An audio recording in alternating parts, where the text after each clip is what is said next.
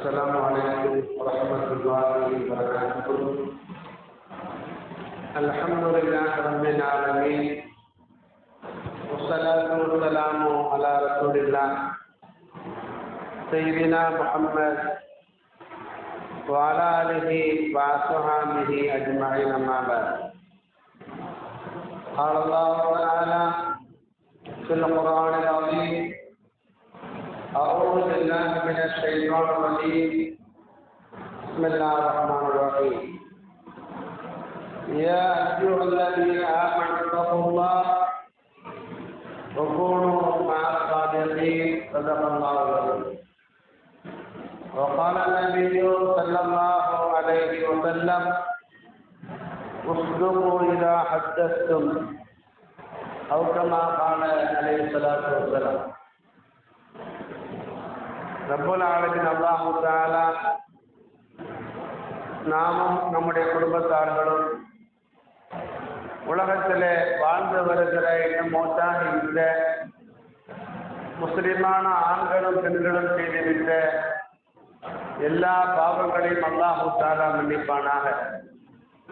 வரும் காலங்களில் நோயற்ற நீண்ட ஆயுளை, குறைவற்ற செல்வத்தை தந்து அவனுக்கு பொருத்தமான வாழ்வை நாம் வாழ்வதற்கு அல்லாஹ் தஆலா தௌஃபீக் செய்வானாக. ஆமீன்.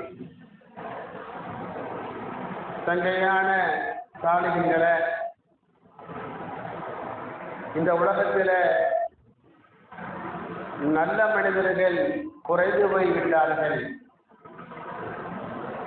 உண்மையான இறை பக்தியோடு அல்லாஹ்விடத்தில் பழகக்கூடிய மக்கள், உண்மையான இறை அச்சத்தோடு இறைவனிடத்தில் வாழக்கூடிய மக்கள், அதே போன்று உண்மையான பாசத்தோடு மெய்யான பிரியத்தோடு மக்களிடத்தில் பழகக்கூடிய உண்மையான மக்கள் இந்த உலகத்திலே அரிதாகிவிட்டார்கள். எல்லாமே பொய்யாகிவிட்டது, எல்லாமே போலியாகிவிட்டது. பொய்யான மக்கள், போலியான மனிதர்கள் அதிகமாகிவிட்டார்கள். யார் நமக்கு நண்பன், யார் நமக்கு எதிரி என்பதை கண்டுபிடிக்க முடியாத ஒரு சூழ்ச்சியை நிறைந்த உலகத்திலே இன்றைக்கு நாம் வாழ்ந்து வருகிறோம். உள்ளத்திலே விஷத்தை வைத்துக் கொண்டு, உள்ளத்திலே விஷத்தை வைத்துக் கொண்டு உதட்டிலே தேனை தடவி கொண்டு பேசக்கூடிய பொய்யான மனிதர்கள் பெருகிவிட்ட காலம் இந்த காலம். நண்பர்களே, இப்படிப்பட்ட பொய்யான போலியான மனிதர்களாக நாம் வாழாமல் அல்லாஹ் தஆலா நம்மையெல்லாம் பாதுகாப்பானா. நாம் அல்லாஹ்வுக்கும் உண்மையான அடியானாக வாழ வேண்டும். மக்களிடத்தில் நாம் யாரோடு பழகினாலும் உண்மையான பிரியத்தோடு பாசத்தோடு பழக வேண்டும். பாசம் இருப்பதை போல நடிக்கக்கூடிய ஒரு பொய்யான வாழ்க்கையை நாம் வாழக்கூடாது. நம்முடைய மார்க்கத்தில் நாம் எந்த ஒரு அமலை செய்தாலும் சரி, அது தொழுகையாக இருந்தாலும் சரி, நம்முடைய தொழுகைக்கும் கூட அல்லாஹ்விடத்திலே மதிப்பு எப்போது கிடைக்கும் என்று சொன்னால், தொழுகையிலே உண்மை இருக்க வேண்டும். தொழுகையிலே உண்மை இல்லாமல் போனால் அந்த தொழுகைக்கு அல்லாஹ்விடத்திலே மதிப்பு கிடையாது. அது என்ன தொழுகையில் உண்மை என்று கேட்டால், நாம் தொழுகின்ற பொழுது நம்முடைய நாவும் அல்லாஹ் அல்லாஹ் என்று சொல்வதை போல உள்ளமும் அல்லாஹ் அல்லாஹ் என்று சொல்ல வேண்டும். தொழக்கூடிய ஒருவர் நாவால் அல்லாஹ் என்று சொல்கிறார், உள்ளத்திலும் அல்லாஹ்வை நினைக்கிறார் என்று சொன்னால் அவர் தொழுகை உண்மையான தொழுகை. ஒருவர் தொழுகையிலே குர்ஆன் ஓதுகிறார், சூரா ஓதுகிறார், தொழுகையிலே தஸ்பீஹாத் ஓதுகிறார், அதே நேரத்திலே அல்லாஹ்வுடைய பயத்தோடு தொழுகிறார் என்று சொன்னால் அவர் தொழுகை உண்மையான தொழுகை. ஒருவர் தொழுகையிலே நிற்கிறார், அல்லாஹ்வுக்கு முன்னால் உடம்புதான் இருக்கிறது, உள்ளமும் அலைவாய்கிறது, எதையோ நினைத்துக் கொண்டு ஓதுகிறார், எதையோ நினைத்துக் கொண்டு தொழுகிறார் என்று சொன்னால் அந்த தொழுகை பொய்யான தொழுகை.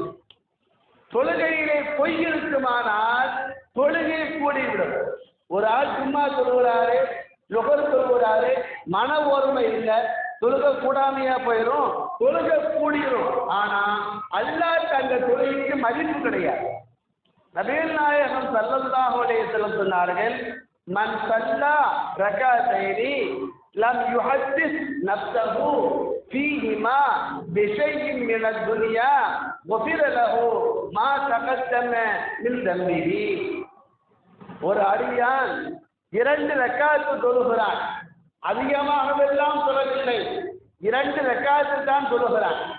அந்த 2 ரக்காத்தை அவன் தொழுது முடிக்கும் வரையிலும் உலகத்தினுடைய எந்த விஷயத்தையும் உள்ளத்தில் நினைத்து பார்க்கவே இல்லை.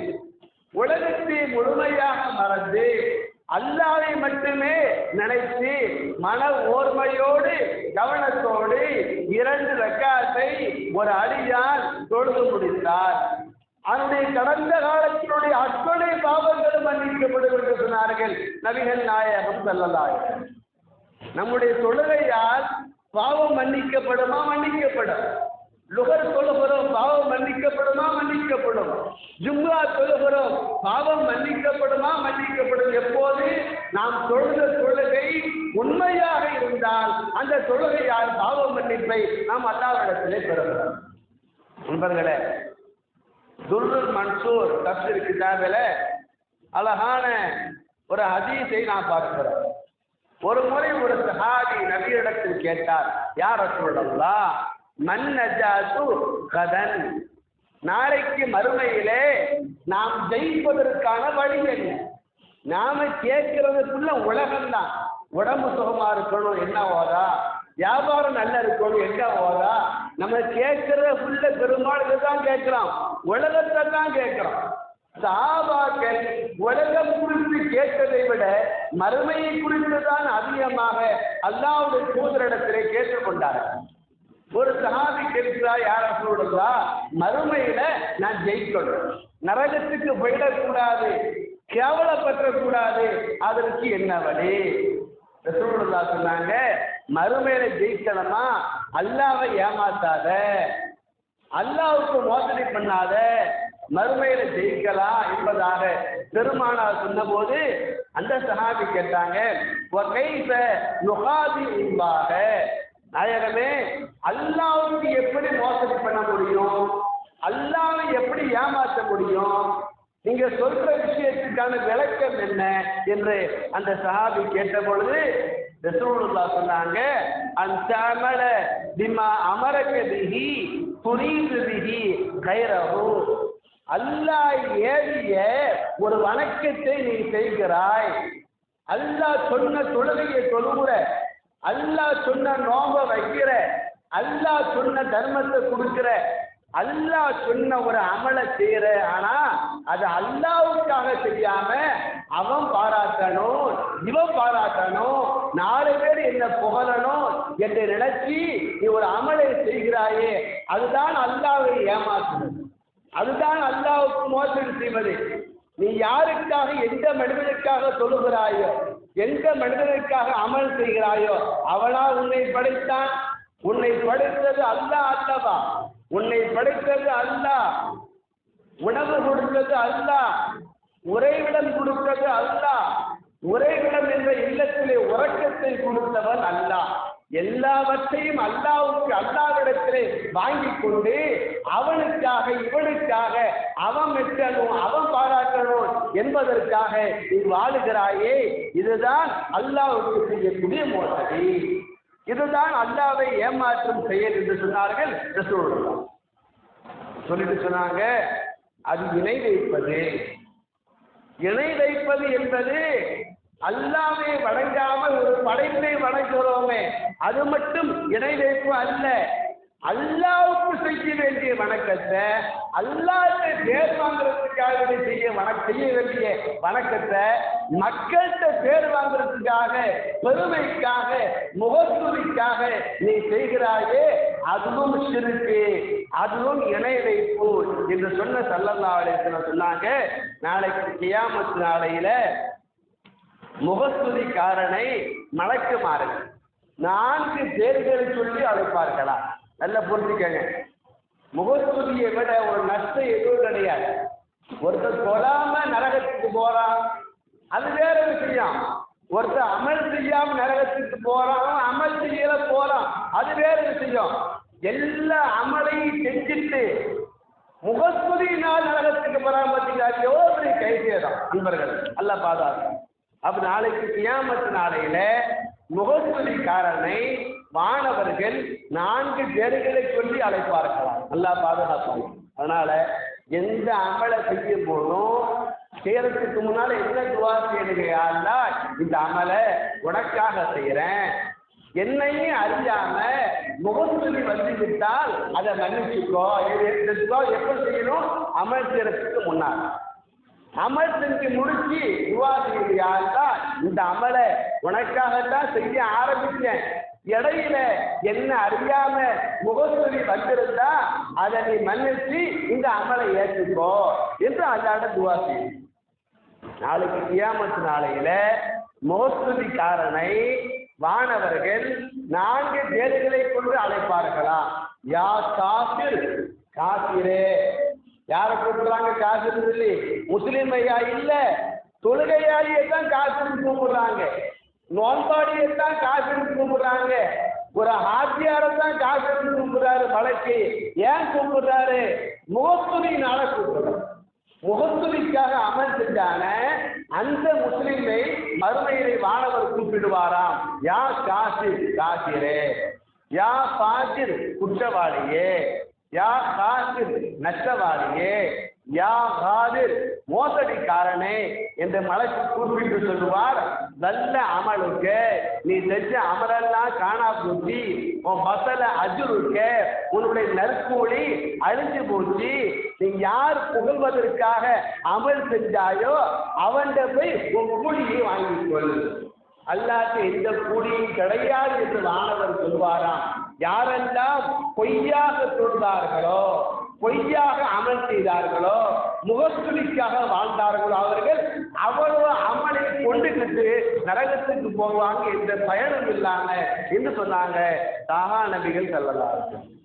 நண்பர்களே, இன்றைக்கு உலகத்திலே பொய்யான மனிதர்கள் பெருகிவிட்டார்கள். உண்மையான கணவன் குறைந்து போய்விட்டான், போலியான கணவன் அதிகமாகிவிட்டான். திருமணம் செய்த மனைவிக்கு மோசடி செய்யக்கூடிய கணவன்மார்கள் அதிகமாகிவிட்டார்கள். திருமணம் செஞ்ச கணவனுக்கு துரோகம் செய்யக்கூடிய பொய்யான மனைவிமார்களும் இந்த உலகத்திலே பெருகிவிட்டார்கள். நபிகள் நாயகம் ஸல்லல்லாஹு அலைஹி வஸல்லம் மேராஜ் பயணத்துல ரஜப் 27 மேராஜ் பயணத்துல அல்லாஹ்வை நேரடியாக சந்திப்பதற்காக ரசூலுல்லாஹ் வானத்துக்கு போனாங்க.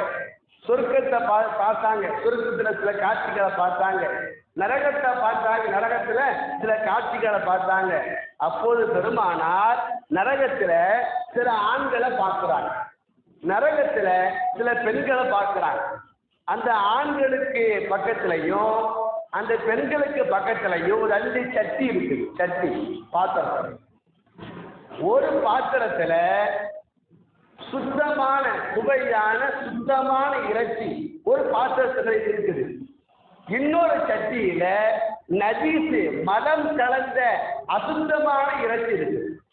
ஒரு பானையில சுத்தமான சுவையான இறைச்சி, இன்னொரு பானையில மலம் நஜீசு கலந்த அசுத்தமான இறைச்சி இருக்கு. அவங்க என்ன பண்றாங்க அப்படின்னு கேட்டா, சுத்தமான இறைச்சிய அந்த ஆண்களும் சாப்பிடல, அந்த பெண்களும் சாப்பிடல. அதை விட்டுட்டு மலம் கலந்த நஜீசு கலந்த அந்த இறைச்சிய அந்த ஆண்கள் சாப்பிடுறாங்க, பெண்கள் சாப்பிடுறாங்க. கட்டைக்கால் சாப்பிடுவது கூட எல்லாம் பாதுகாப்பானாங்க. இதை பார்த்துட்டு ரொம்ப வேதனை, மனுஷன் இப்படி இருக்கிறானே, நல்ல சுத்தமான இறைச்சி இருக்குது, அதை விட்டுட்டு நஜீஸான இறைச்சியை போய் இந்த ஆண்களும் பெண்கள் சாப்பிடுறாங்களே, எவ்வளவு பெரிய கேவலம், எவ்வளவு பெரிய தண்டனை என்று ஸல்லல்லாஹு அலைஹி வஸல்லம் வருத்தப்பட்டு ஜிப்ரீல் அலைஹிஸ்ஸலாம் இடத்துல கேட்கிறாங்க.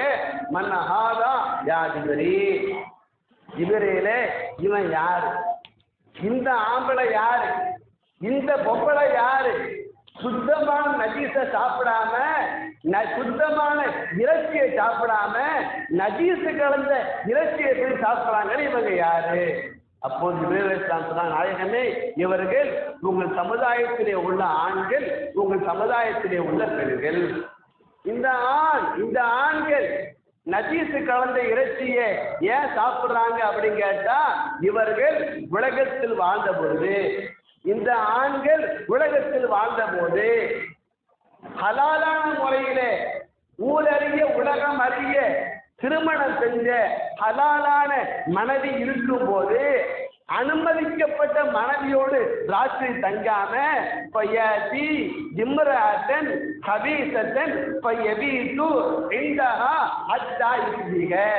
ராத்திரியில தன் மனைவி கூட தங்காம அசுத்தமான அசிங்கமான விபச்சாரம் செய்யக்கூடிய பெண்கள்கிட்ட போய் ராத்திரி தங்கினா, காலையில வரையிலும் தங்கினா.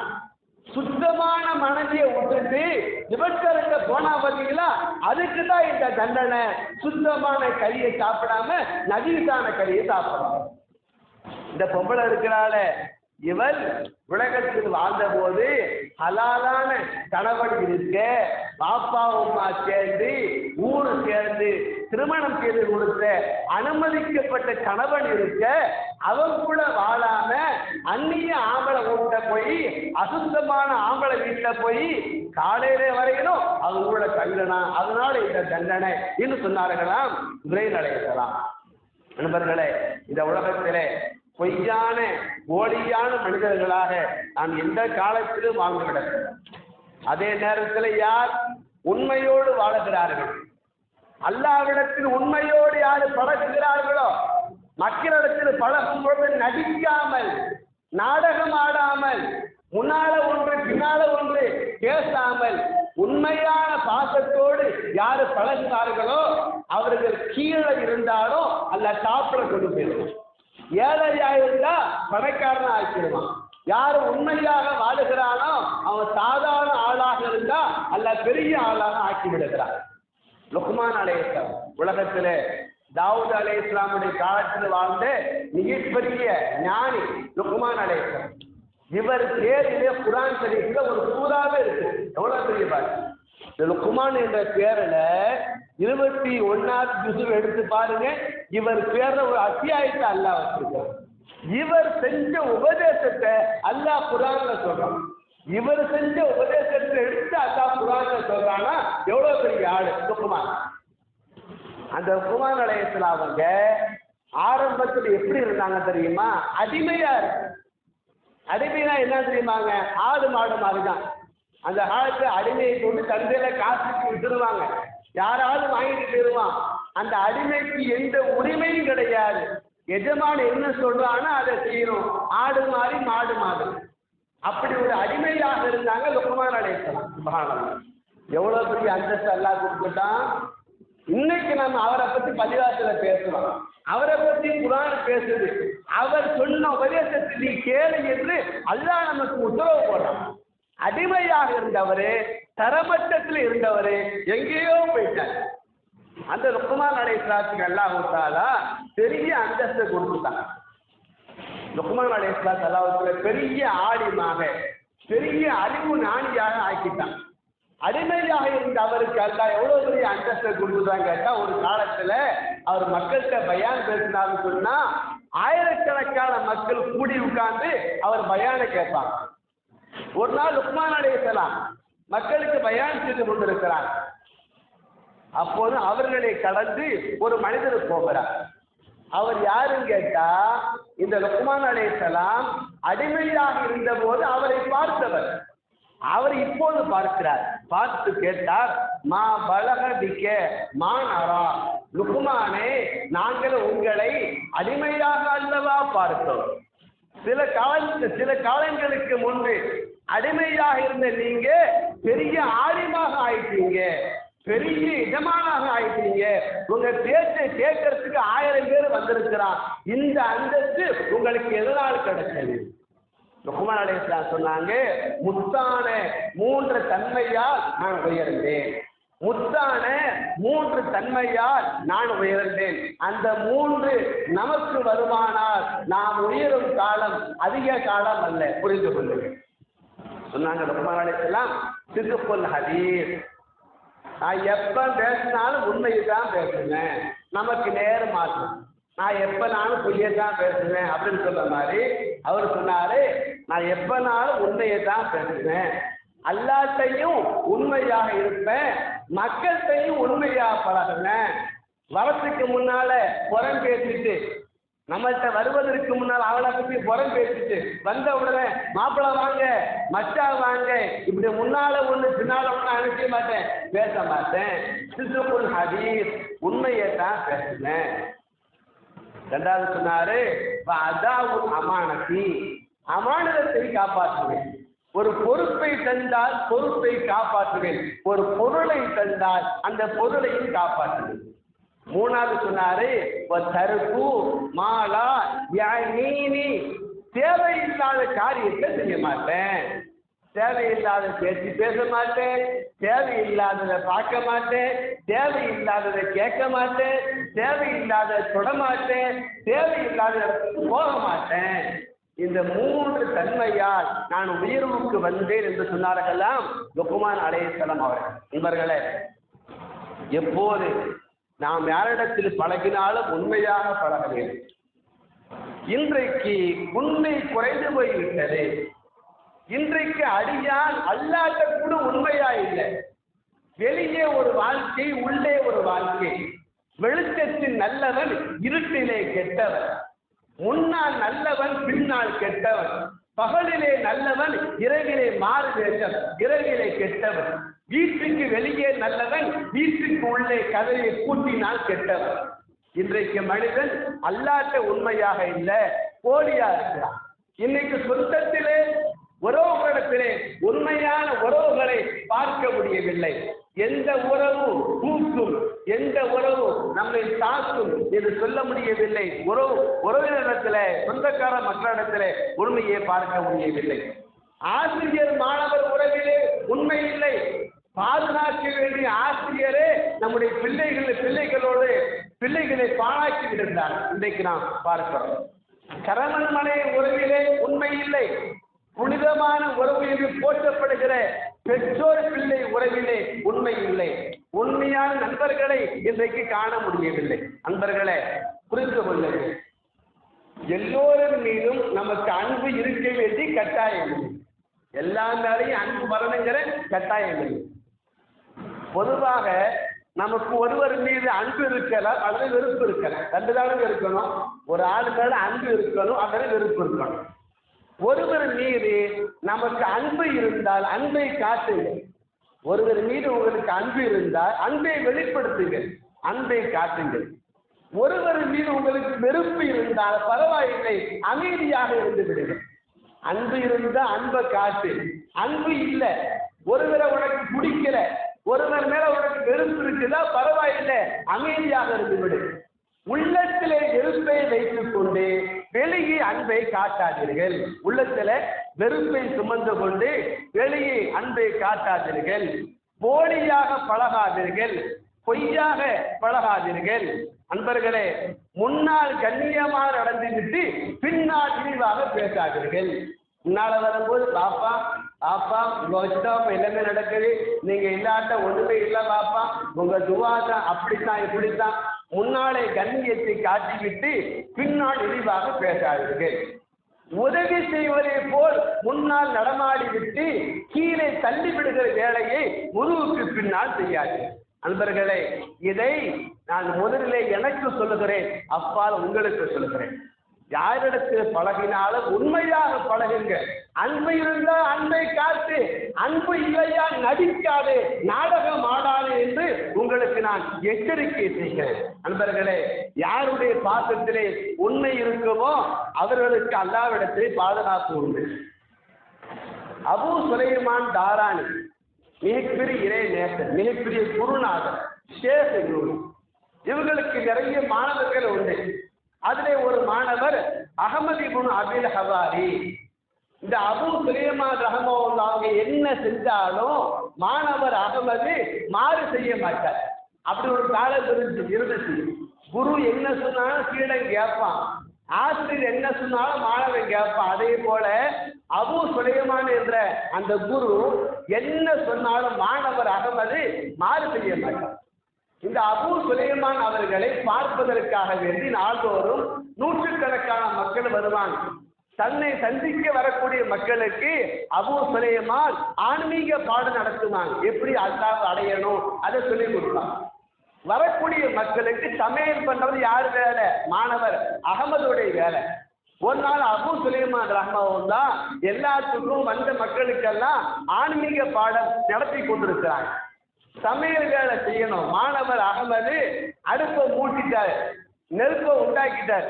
நெருப்பை உண்டாக்கிட்டு மக்களுக்கு மத்தியிலே ஆன்மீகத்தை பேசிக் கொண்டிருந்த உற்சாகத்தோடு மக்களுக்கு மத்தியிலே பயான் செய்து கொண்டிருந்த தன்னுடைய உஸ்தாது அபூ சுலைமான் இடத்திலே வந்து மாணவர் அகமது கேட்டார், உஸ்தாத் அவர்களே, அடுப்பை மூட்டிட்டேன், அடுப்பு ரெடியாயிடுச்சு, நெருப்பு சூடாயிடுச்சு, என்ன சமைக்கிறது என்று கேட்டார். உஸ்தாது பயான் பேசுறாங்க. அவர் அதை புரியாம மக்களுக்கு சாப்பாடு ஆக்கணுமே, பயான் முடிஞ்சு மக்கள் சாப்பிட வருவாங்க அப்படிங்கிறதுக்காக உஸ்தாத் அடுப்பு ரெடி, நெருப்பு ரெடி, என்ன செய்யறது? அவர் பயான் பேசுறாரு, இதை கவனிக்கவே இல்லை. கடைசியில உஸ்தாதுக்கு கோவம் வந்துடுது. போடா, உனக்கு அடுப்பு ரெடியா இருந்தா இதுகாது பக்குவனை பீகி, அடுப்பு ரெடி ஆயிட்டா, நெருப்பு ரெடி ஆயிட்டா, அடுப்புல போய் நீ உட்கார்ந்துக்கோ போ அப்படின்ட்டாங்க. கோவத்துல சொல்லிட்டாங்க. சொல்லிட்டு பழையபடி பயான் பேச ஆரம்பிச்சுட்டாங்க. அவருடைய பழக்கம் என்ன கேட்டா, உஸ்தாது என்ன சொன்னாலும் கேட்பார். உஸ்தாது கோபத்துல போடா அடுப்புல போய் உட்கார்ந்தான்னு சொன்னாங்கன்னா அவர் அடுப்புல போய் உட்கார்ந்துட்டார். நெருப்புல போய் வெளில நெருப்பு கண்களை உட்கார்ந்துட்டார். உஸ்தாது பயான் பேசிட்டு இருக்கிறாங்க. யாருக்கும் இந்த விஷயம் தெரியாது. பயான் பேசி முடியுது. உஸ்தாது தேடுறாங்க, அகமது எங்க, அகமது எங்கன்னு தேடுறாங்க தன்னுடைய மாணவர். அப்ப தேடும்போது சொன்னாங்க, அவர்கிட்ட ஒரு பழக்கம் உண்டு, நான் என்ன சொன்னாலும் மாறு செய்ய மாட்டாரு. நான் பயான் பேசும்போது அடுப்பு ரெடி, நெருப்பு ரெடி, என்ன செய்யான்னு கேட்டாரு. நான் கோபத்துல நீ அடுப்புல உட்காரன்னு சொல்லிட்டேன். போய் பாருங்க, உசுலுபு அகமத பெயின்னகுச்சி தன்னூர், நான் சொன்னா மாறு செய்ய மாட்டாரு, அடுப்புல கோபத்துல உட்கார சொல்லிட்ட மக்களே போய் பாருங்கள், அவர் அடுப்பில் தான் இருப்பார், போய் பாருங்கள் என்று சொன்னார். இலேகி மக்கள் எல்லாம் போய் பார்க்கிறாங்க. தன்னோர் மாணவர் அகமது நெருப்புல இருக்கிறாரு, அடுப்புல இருக்கிறாரு. சட்டிக்கு பதிலா நெருப்பு கங்கில அவர் கிடக்கிறார். ஆச்சரியம் என்ன தெரியுமா? லம் உடம்புல ஒரு முடி கூட எரிஞ்சு போகும். உடம்புல மென்மையான பகுதி முடி, ஒரு முடி கூட எரியல, அவர் உயிர் போகல, ஒரு சின்ன காயம் கூட வரல. ஏன்? ஆசிரியருக்கு உண்மையான மாணவராக இருந்தார். ஆசிரியர்கிட்ட உண்மையான மாணவராக இருந்த காரணத்தினாலே அந்த உண்மையான பாசம் நெருப்பில் விழுந்தும் கூட அவரை காப்பாற்றி.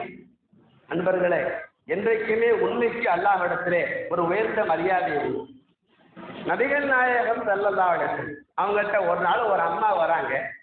அந்த அம்மா வந்து ஒரு கனவுக்கு விளக்கம் கேட்டாங்க. அந்த அம்மா சொன்னாங்க, யா ரசூலல்லாஹ், என்னுடைய கணவர் வெளியூருக்கு போயிருக்கிறார். அல்லாஹ் தஆலா வெளியூருக்கு போன எல்லா மக்களும் மீண்டும் தங்களுடைய குடும்பத்தார்களோடு போய் பாதுகாப்பாக சேருவதற்கு அல்லாஹ் தௌஃபீக் செய்வானாக.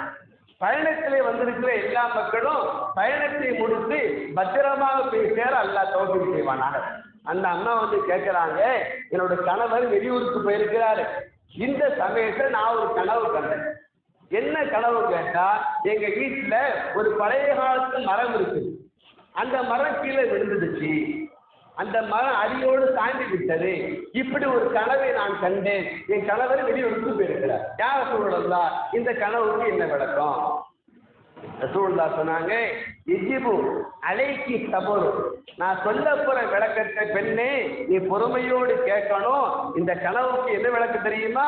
பொலன் தஜி தமீபிஹி இல்லா யௌமல் கியாமா, என் புருஷன் வெளியூருக்கு போயிருக்கிறான், மரம் கீழே விழுது, இந்த கனவுக்கு என்ன விளக்கம் என்று கேட்கிறாயே, விளக்கம் என்ன தெரியுமா? உன் புருஷன் திரும்ப வரமாட்டான். அல்லாஹ் பாருங்க, வெளியூருக்கு போனால போன ஊர்ல இறந்து போயிடுவான், நீ அவனை மறுமையில தான் பார்க்க முடியும். இதுதான் கனவுக்கு விளக்கம். இந்த விளக்கத்தை கேட்ட அந்த அம்மா ஆடி போயிட்டாங்க, அதிர்ச்சி ஆயிட்டாங்க, அழுது கண்ணீர் வடிச்சாங்க. பிறகு அந்த அம்மா வீட்டுக்கு போறாங்க. போற வழியில அபூபக்கர் சித்திக்க பார்க்கறாங்க. எல்லாம் அது அபூபக்கர் சித்திக் அவர்களை அந்த அம்மா பார்த்து அவங்களும் கனவுக்கு அழகான விளக்கம் சொல்லுவாங்க. ரசூலுல்லாவை பார்த்ததையோ ரசூலுல்லாஹ் சொன்ன விளக்கத்தையோ சித்திக் இடத்துல சொல்லாம கேட்டாங்க, அது அபூபக்கர் சித்திக் அவர்களே இப்படி ஒரு கனவு கண்ட என்ன விளக்கம்? அவங்க சொன்னாங்க, இது ஹபி நீ வீட்டுக்கு போ, இன்னைக்கு தஜ்தமீன கி ஹாலிஹி லைலா, இன்னைக்கு ராத்திரியே உன் கணவர் வருவார், உன்னுடைய கணவரை நீ சந்திப்பாய், இதுதான் கனவுக்கு விளக்கம் என்று அதற்கு அபூபக்கர் சித்திக் ரலியல்லாஹு அன்ஹு அவர்கள் வித்தியாசமான விளக்கத்தை சொன்னாங்க. அந்த அம்மாவுக்கு சந்தோஷம், அதே நேரத்தில் உள்ளத்துல குழப்பம். ரசூலுல்லாஹ் சொன்னாங்க விளக்கம் கணவர் வரமாட்டார், ஒப்பாத்தாகிறார். அபூபக்கர் சித்திக்கு சொன்ன விளக்கம் உன் கணவர் இன்றைக்கு வருவார், என்ன நடக்குமோ என்று அந்த அம்மா யோசிக்கிறாங்க. அல்லாஹ்வுடைய பெரிய கிருபை, அன்னைக்கு ராத்திரி அவர் புருஷன் உயிரோடு நலமாக வீட்டிற்கு திரும்பி வந்து விட்டார். மறுநாள் காலையில ரசூலுல்லாவை பார்த்து அந்த அம்மா இந்த விஷயத்தை சொல்லப்படுது. செல்லதாடத்தில் யோசிக்கிறாங்க, நாம சொன்னது நடக்காம அபூபக்கர் சித்திக் சொல்றது எப்படி நடந்தது? நாம சொன்ன விளக்கம் சரிதானே, ஏன் இந்த மாற்றம் என்று ரசூலுல்லாஹ் யோசித்துக் கொண்டிருந்த பொழுது வானவர் கோமான் ஜுபைர் அலைஹிஸ்ஸலாம் ரசூலுல்லாஹ்ட்ட வந்துட்டாங்க. வந்து சொன்னாங்க, யா முஹம்மத், சொல்லுங்க ஸல்லல்லாஹு யா முஹம்மத் அல்லதி குல்தஹு வல் ஹக், நாயகமே நீங்க சொன்ன விளக்கம் சரிதான், நீங்க சொன்னபடி நடந்தது நாயகமே, அந்த கனவுக்காக தான் விளக்கம். நீங்க சொன்ன மாதிரி அவர் போன ஊர்ல ஒப்பாஸ் ஆயிட்டாரு, போன இடத்துல இறந்து போயிட்டாரு, அதுதான் விளக்கம். அப்படித்தான் நடந்துச்சு, நீங்க சொல்றது நடந்து போச்சு, அந்த ஆள் இறந்து போயிட்டாரு. ஆனா அபூபக்கர் சித்திக் என்ன சொன்னாரு? திரும்பி வருவாருன்னு சொன்னாரு. அவரு பேரோடையே உண்மை இருக்கு, சித்திக்கு சொன்னாலே உண்மைன்னு அர்த்தம். அபூபக்கர் சித்திக் உண்மைதான் சொல்வாரு, அவர் வாழ்க்கையில பொய்யே சொன்னதில்லை, அவர் சொன்னால் நடக்கும் என்று மக்கள் நம்பிக்கை கொண்டிருக்கிறார்கள். அபூபக்கர் சித்திக் பொய் பேச மாட்டார் என்று அந்த பெண் நம்பிக்கை கொண்டிருக்கிறார். அந்த அபூபக்கர் சித்திக் புருஷன் திரும்ப வருவான்னு சொன்ன பிறகு வராட்டா அவர் சொன்னது பொய்யா போயிடும். அபூபக்கர் சித்திக்குடைய அந்த உண்மையாளர் என்ற பேரை காப்பாற்றணுங்கிறதுக்காக வேண்டி கராமத்தல்லஹு, நீங்க சொன்னபடி அவர் அல்லாஹ் மௌத்தாக்குனா சித்திக்குடைய அபூபக்கர் சித்திக்குடைய பேரை காப்பாற்றுறதுக்காக இறந்து போன அவருக்கு உயிர் கொடுத்து அல்லாஹ் திரும்ப என்று சொன்னாங்க. மாணவர் கோமான் நண்பர்களே, உண்மையாக வாழுங்கள், உண்மையாக பழகுங்கள், நண்பனாக வாழுங்கள், நடிக்காதீர்கள். அன்பு இருந்தால் அன்பை காட்டுங்கள், அன்பு இல்லையே அமைதியாக இருந்து விடுங்கள். உள்ளத்திலே விஷத்தை வைத்துக் கொண்டு உலகத்திலே தேனை தடவிக்கொண்டு முனாஃபிக்குடைய வாழ்க்கையை வாழாதீர்கள். அல்லாஹ் தஆலா குர்ஆன் ஷரீஃப்ல சொல்றான், நாளைக்கு மறுமையில காஃபிர் நரகத்துக்கு மேலே இருப்பான். காஃபிர்களுக்கு கூட நரகத்துக்கு மேலே இருப்பான். ஏன்? அவன் தன்னை எதிரி என்பதை காட்டினான். ரசூலுல்லாஹ்வுக்கு முன்னாலேயும் எதிரியாக நடந்தான், ரசூலுல்லாஹ்வுடைய முகத்துக்கு முன்னாலேயும் எதிரியாக நடந்தான், ரசூலுல்லாஹ்வுடைய முதுகுக்கு பின்னாலேயும் எதிரியாக நடந்தான். அல்லாஹ் சொல்றான், இன்னல் முனாஃபிகீன் ஃபி தர்கில் அஸ்ஃபலி மினன் நார், நயவஞ்சகன் நரகத்தில் அடியில கிடப்பான். ஏன் தெரியுமா? அவன் முஸ்லிமாக நடித்தான். ரசூலுல்லாஹ்வுக்கு முன்னாலே ஈமான காட்டுனா, ரசூலுல்லாஹ்வுக்கு பின்னால போய் இறை மறுப்பை காட்டுனா. நீ உண்மையாக நாம் வாழ்ந்தோம் என்று சொன்னால் சொர்க்கம் போகலாம். அல்லாஹ்வுக்கும் மக்களுக்கும் மத்தியிலே நாம் பொய்யான அன்பை காட்டினால் அதை நரகத்தினுடைய அடிபாகத்தில் கொண்டு போய் அதை சேர்த்துவிடும். அல்லாஹ் தஆலா மக்களுக்கும் அல்லாஹ்வுக்கும் உண்மையான மனிதர்களாக நாம் வாழ்வதற்கு அவன் தௌஃபீக் செய்வானாக. ஆமீன் யா ரப்பல் ஆலமீன். وآخر دعوانا الحمد لله رب العالمين. السلام عليكم ورحمة الله وبركاته.